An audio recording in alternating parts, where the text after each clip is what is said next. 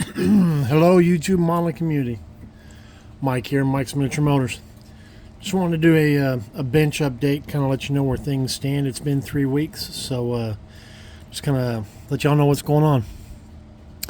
All right, on the 2023 motorcycle group build, the Ducati Superleggera, if I'm pronouncing that correctly.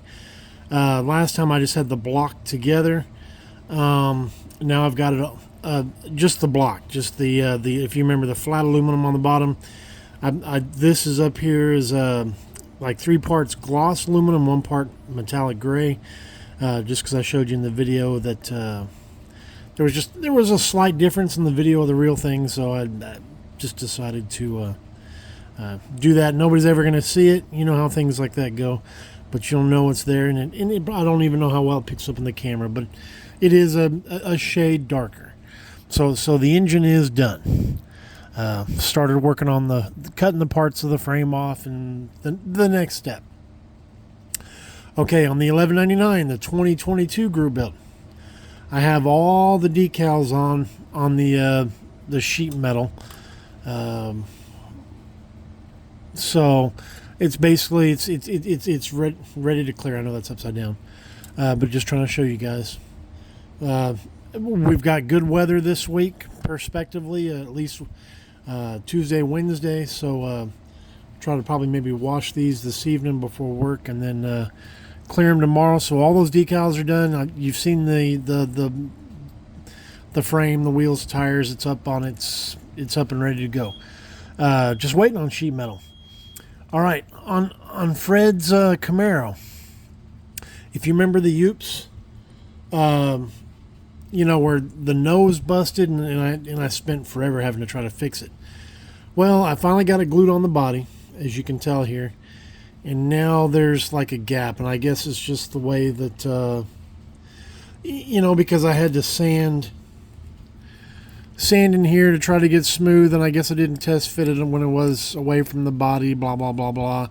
So sorry, Fred, there's going to be a gap. Maybe we can display it with the hood off, and we'll see. It probably bothers me more than it does anybody else, but just kind of disappointed myself for not testing it all before I ever put the red or the primer on it, whatever. Anyway, dial 1-800-BOY for Mike. You know, I got the red on the differential and the frame here, or the roll cage, I should say, not the frame. And as you can see, it all laid down great. I had, best way I can explain it is like a reaction, and I don't know if it's to the and I didn't catch it. I put down pink primer first, and then put down the Italian red TS8 on these pieces, and I don't know how it shows up in the camera, but on this I had a reaction. It's kind of the weirdest thing. It's kind of a wrinkle, and I didn't see it until after I put the first coat of red down. There's 2 coats of red on here. You know, but I put the pink primer down. Can you see it? Is it focusing? But it's like it wrinkled or whatever. And again, it is what it is. It's on the underside of the car, so you know, at least you're not going to physically see it until you pick the car up. But just kind of a disappointment. Just you know, one thing when you're building something for somebody, you always want it to be perfect, and just the car's been a mess. Okay, on the RX3, as you can see, I've got the yellow laid down. This is Tamiya's camel yellow. I've started laying out the stripes. My intentions are to, as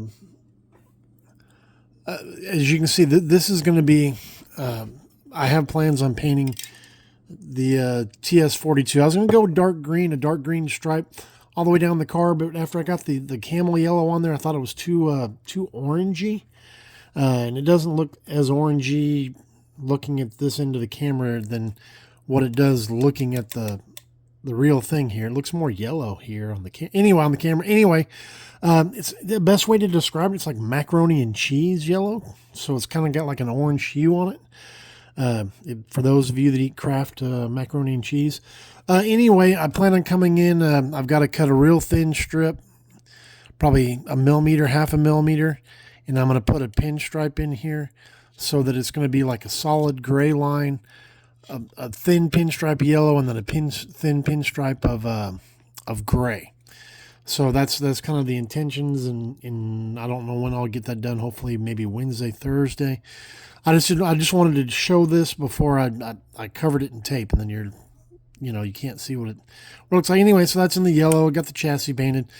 Got my interior pieces painted the yellow because my intentions again here are to come in on the center stripe.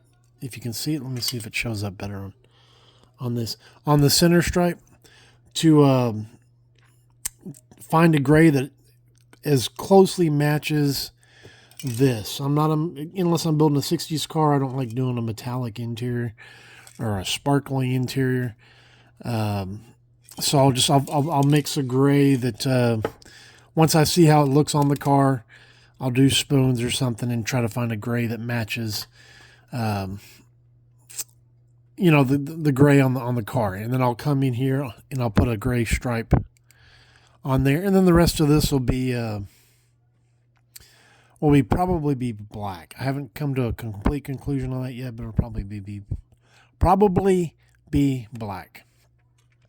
So anyway, guys, that's just kind of a rundown on where everything is. And you JDM guys, I cannot find for the life of me a picture of an RX-3 engine outside of a car.